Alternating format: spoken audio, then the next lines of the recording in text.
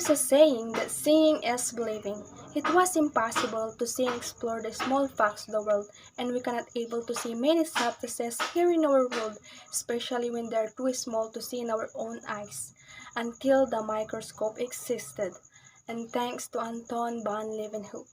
I am Stephanie Angel B. Paris, and today I'm going to discuss the parts of the microscope.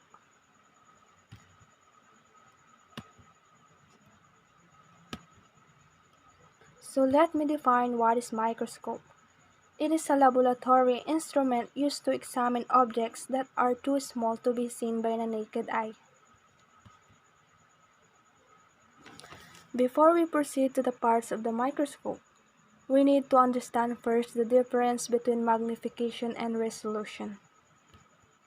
So when we talk about the magnification, it is how much bigger a sample appears to be under the microscope than it is in real life. While resolution, it is the ability to distinguish between 2 points on an image, the amount of detail. For further explanation, the pictures on the left show magnification in high resolution, while the photos on the right show magnification without increased resolution. In low magnification, there is a little difference between the two pictures. This is because we are looking from far enough away that we can't even see the resolution limit. When you take a look at the bottom of the two pictures, however, the picture on the left maintains the fine detail, while the one on the right does not, meaning we have to reach the resolution limit in the image on the right. So let's proceed to the parts of the microscope. We have the eyepiece. The eyepiece or ocular lens is the part of the microscope that magnifies the image produced by the microscope objective so that it can be seen by the human eye.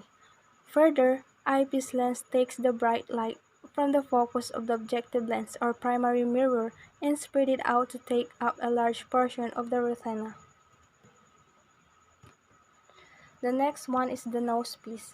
The microscope nosepiece, also known as the revolving turret, sits below the head of the microscope and locks the objective lens into position over the stage aperture by rotating in either direction.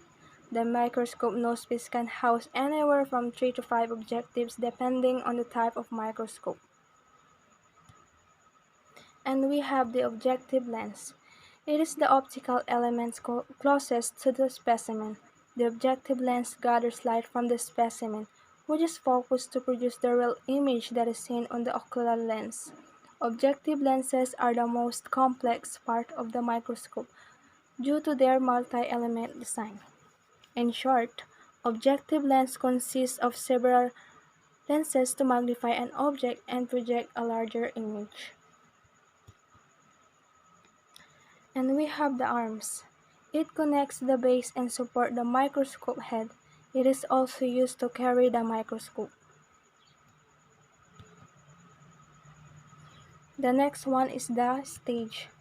All microscopes are designed to include a stage where the specimen is placed for observation.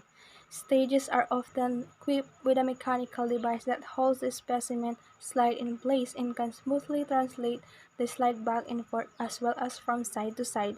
In short, it is a small platform on the microscope where the specimen is mounted for examination. The next one is the stage clip. The platform where you place your slides. Stage clips hold the slides in place.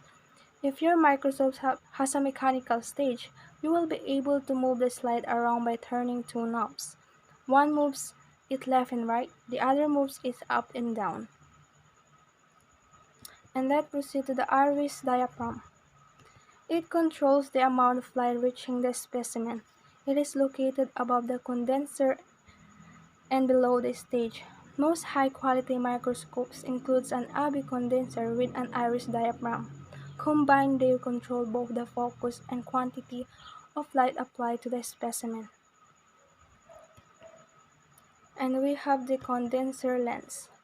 On upright microscope, the condenser is located beneath the stage and serves to gather wavefronts from the microscope light source and concentrate them into a cone of light that illuminates the specimen with uniform intensity over the entire view field. It is aimed to align the light rays into a straight path. This allows the maximum amount of light possible to reach the projector screen. And we have the light source. In a modern microscope, it consists of light source such as an electric lamp or a light-emitting diode. In a lens system forming the condenser is placed below the stage and concentrates the light, providing bright, uniform illumination in the region of the objective under observation. The next one is the coarse focus. This is the knob on the side of the microscope that moves the objective lens up and down. It is used in conjunction with a fine focus. Furthermore, it is a rapid control which allows for quick focusing by moving the objective lens or stage up and down. And we have the fine focus. This is the knob used to fine-tune the focus in the specimen. It is also used to focus on various parts of the specimen. Generally, it is best to use the coarse focus first to get close, then move to the fine focus knob for fine-tuning. The next one is the stage control knob. This allows you to move your slide while you are viewing it, but only if the slide is properly clipped in with the stage clips.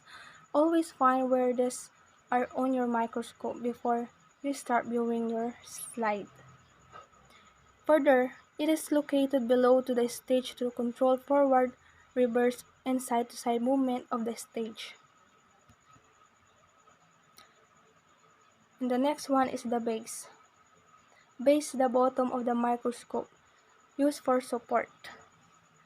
Further, the base provides stability and support for the microscope when it is upright.